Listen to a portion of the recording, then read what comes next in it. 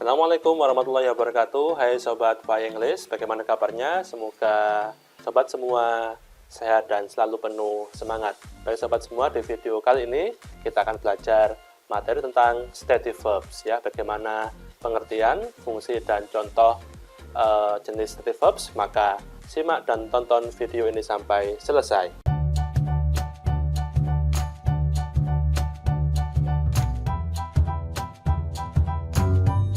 Baik, yang pertama, pengertian dari stative verbs adalah kata kerja yang tidak melibatkan aktivitas gerak atau motorik.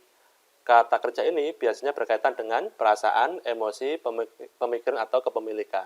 Jadi ini adalah lawan dari action verb. Jika action verbs, kata kerjanya melibatkan gerak motorik tubuh, tapi untuk stative verbs, maka kata kerjanya tidak melibatkan motorik, tapi lebih berkaitan dengan perasaan, emosi, pemikiran, atau kepemilikan. Untuk materi tentang action verbs, maka bisa Sobat pelajari di video saya sebelumnya. Kita lihat contoh beberapa kata kerja yang termasuk kata kerja stative verbs. Baik, contoh kata kerja stative verbs. Yang pertama, understand, memahami. Jelas ya, memahami, kita tidak perlu menggerakkan tubuh, karena ini berhubungan dengan pemikiran. Kemudian think, berpikir, believe, percaya, jelas sekali percaya kita tidak menggerakkan tubuh, tapi ini berhubungan dengan our mind, berhubungan dengan pemikiran. Kemudian know, mengetahui, own, memiliki. Kita lihat contoh lain stative verbs, berikutnya adalah have, mempunyai, belong, sama memiliki, need, membutuhkan. Coba, ketika Sobat menggunakan membutuhkan, apakah ada gerak tubuh? Tidak ada. Karena ini berhubungan dengan semacam emosi ya, atau kepemilikan. Kemudian yang berikutnya want, ingin. Ya, I want a glass of tea. Ya, I want a glass of tea. Saya ingin segelas teh. Ingin, tidak ada gerak tubuhnya. Maka termasuk jenis stative verbs. Like, menyukai. Ya, menyukai, ya, no motoric activity, ya, karena hanya berhubungan dengan perasaan ya, perasaan menyukai, maka termasuk stative verbs. Kita lihat contoh berikutnya, beberapa kata kerja yang termasuk stative verbs. Ya, love, mencintai, ya, berhubungan dengan perasaan, sehingga ini termasuk stative verbs. Kemudian hate, membenci juga sama. Hate tidak bisa kita gambarkan dengan gerakan karena berhubungan dengan perasaan, maka hate termasuk stative verb. Forget, lupa, ya, remember, mengingat, agree, percaya. Ini adalah beberapa contoh jenis stative verbs yang mungkin sering Sobat semua gunakan dalam aktivitas sehari-hari. Dan pasti masih ada banyak lagi jenis contoh stative verb dalam bahasa Inggris. Oke, Sobat semua, sekarang don't use verb ing for stative verb. Jadi ketika Sobat semua menggunakan kata kerja stative atau stative verb, maka kalian tidak bisa menggunakan verb berimbuhan ing. Kita lihat contoh kalimatnya.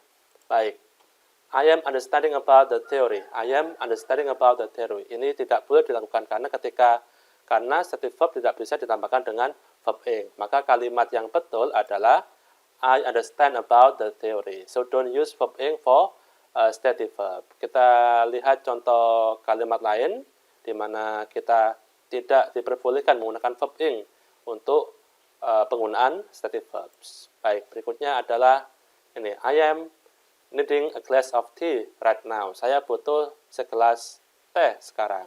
No, so you cannot use that. Sobat semua tidak bisa menggunakannya. Maka kalimat yang betul adalah I need a glass of tea right now. In English, no needing. Tidak ada needing. Kita hanya bisa menggunakan needs. Baik, contoh kalimat berikutnya di mana kita tidak bisa menggunakan verb ing untuk penggunaan stative verbs, yaitu misalkan they are knowing why the teacher is very happy. Mereka tahu kenapa guru itu sangat bahagia. So we cannot use knowing ya, tapi kita harus menggunakan they know why the teacher is very happy. Jangan gunakan verb ing untuk stative verb. Baik, berikutnya contoh kalimat for stative verbs.